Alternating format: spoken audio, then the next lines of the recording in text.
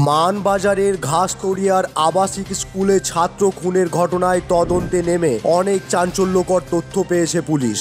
মৃত্যু নিশ্চিত জেনে হস্টেলে জামা পাল্টে ক্লাসরুমে গিয়েছিল অভিযুক্ত অষ্টমের পড়ুয়া। পাথর দিয়ে থেঁতলে খুনের পর সেই পাথর ছুঁড়ে ফেলে দিয়েছিল পুকুরের ঝোপে। মৃত্যু নিশ্চিত হয়েছে কিনা তা জানতে পুকুর পাড়ে বসেছিল বেশ কিছুক্ষণ। নাক দিয়ে শ্বাস প্রশ্বাস নিচ্ছে কিনা শরীরে হাত ছুঁয়ে তা পরখ করেছিল। এরপর মৃত্যু নিশ্চিত জেনে পায়ে হেঁটে সোজা হস্টেলের বিছানায়, সেখানে পরনের জামা পাল্টে ভাবলেশহীনভাবে ফের ক্লাসে উপস্থিত হয়েছিল অষ্টম শ্রেণীর অভিযুক্ত ওই পড়ুয়া। পুরুলিয়ার মানবাজার থানার ঘাসতরিয়া সারদা শিশু মন্দির শান্তিবনের প্রথম শ্রেণীর আবাসিক ছাত্র খুনের ঘটনায় এমনই তথ্য উঠে এসেছে তদন্তকারীদের হাতে। এই সমস্ত তথ্যের ভিত্তিতে ওই পুকুরের পাশের ঝোপে দীর্ঘক্ষণ তল্লাশি চালানোর পর রক্ত মাখা পাথরটি উদ্ধার করে পুলিশ। পরে ওই হস্টেলে অভিযুক্ত কিশোরের খাটের তলা থেকে উদ্ধার হয় একটি জামা। তদন্তকারীদের দাবি ওই জামায় রক্তের দাগ ছিল। পুলিশ সূত্রে জানা যায় অভিযুক্ত নাবালক হওয়ায় তাকে হেফাজতে নেওয়া যায়নি, যার ফলে খুনে ব্যবহৃত ওই পাথরটি খুঁজতে 3 দিন ধরে পুকুরের পার্শ্ববর্তী এলাকায় তল্লাশি চালাতে হয়। ফলে চারপাশে পড়ে থাকা এক একটি পাথর ভালোভাবে খতিয়ে দেখতে হয়েছে তদন্তকারীদের। শুক্রবার এই ঘটনার খোঁজ নিতে ওই স্কুলে যায় শিশু সুরক্ষা কমিশন। এদিন তারা পুরুলিয়া সার্কিট হাউস থেকে মানবাজার থানার ঘাসতরিয়ার ওই স্কুলে যান। তাদের একটি প্রতিনিধি দল ওই স্কুল ঘুরে দেখে সেখানকার শিক্ষক সহ স্কুল কর্তৃপক্ষের সঙ্গে কথা বলেন। এদিন তারা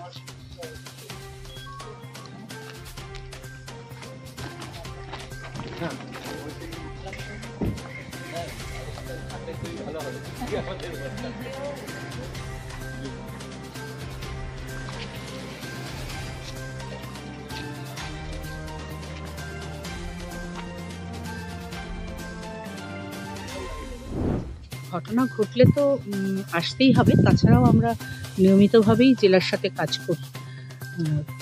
বিভিন্ন জেলায় পশ্চিমবঙ্গের কোথায় কি হচ্ছে, বাচ্চাদের শিশুদের কীরকম অবস্থা এই নিয়ে। ফলে এমনটা নয় যে শুধু ওই কারণেই এসছি আমরা, অন্যান্য কারণগুলোর সাথে এই কারণটা তো অবশ্যই আছে। ম্যাডাম, অনেক প্রাইভেট স্কুলে দেখা যাচ্ছে পরিকাঠামোর দিক থেকে সুবিধা নেই জানা যাচ্ছে, এই বিষয়ে কী বলবেন? পরিকাঠামো যদি ঠিক না থাকে তাহলে ঠিক করতে হবে, কেমন? আর সেটা আমরা নিয়মিতভাবে সরকারি স্কুলের সাথে কাজ করি, প্রয়োজনে আমরা বেসরকারি স্কুলের সাথেও কাজ করি। কারণ সব বাচ্চাই তো আমাদের অধিকারটা রাখে এবং সেই অধিকার সুরক্ষার জন্যই আয়োগ তৈরি। তো যেখানে যেখানে আমাদের মনে হবে পরিকাঠামো ঠিক নেই, সেখানে আগে আমাদের বুঝতে হবে যে সত্যিই কী মুখের কথায় হবে না। পরিকাঠামো কোথায় ঠিক নেই, কেন ঠিক নেই, কিভাবে ঠিক নেই, সেটা আমাদের জানার পরে আমরা স্কুল কর্তৃপক্ষের সাথে বসবো এবং চেষ্টা করব যাতে তাদের সাথে আলোচনার মাধ্যমে তাদের সাথে তাদের কন্ডিশনগুলো বুঝতে হবে আমাদের, এবং পরিকাঠামো পরিবর্তন যাতে হয় তার জন্য আমরা ইনভেস্টিগেশন চলছে। হ্যাঁ, are the best interest of child, হ্যাঁ, বাচ্চাদের সব থেকে যা করলে, যা সুনিশ্চিত করলে ওরা সব থেকে ভালো থাকবে আমাদের রাজ্যের বাচ্চারা, আমরা সেই জন্যই কাজ স্কুল করছি। কর্তৃপক্ষের বিরুদ্ধে একটা অভিযোগ মানে অভিভাবকের ছিল, সেই বিষয়টা আজকে আপনারা আমরা কথা খতিয়ে সবটাই দেখবো। হ্যাঁ, আমরা তো কোনো কিছু খতিয়ে না দেখে কাউকে অভিযুক্ত করতে পারি না, আমরা খতিয়ে দেখছি। আপনারাও দেখেছেন ডিস্ট্রিক্ট অথরিটি আমাদের সাথে খুবই কোঅপারেশন করছে, স্কুল কর্তৃপক্ষ করেছেন। এতক্ষণ তো আমরা ভেতরে ছিলাম, আমরা ওনাদের সাথে কথা বলার সুযোগ পেয়েছি।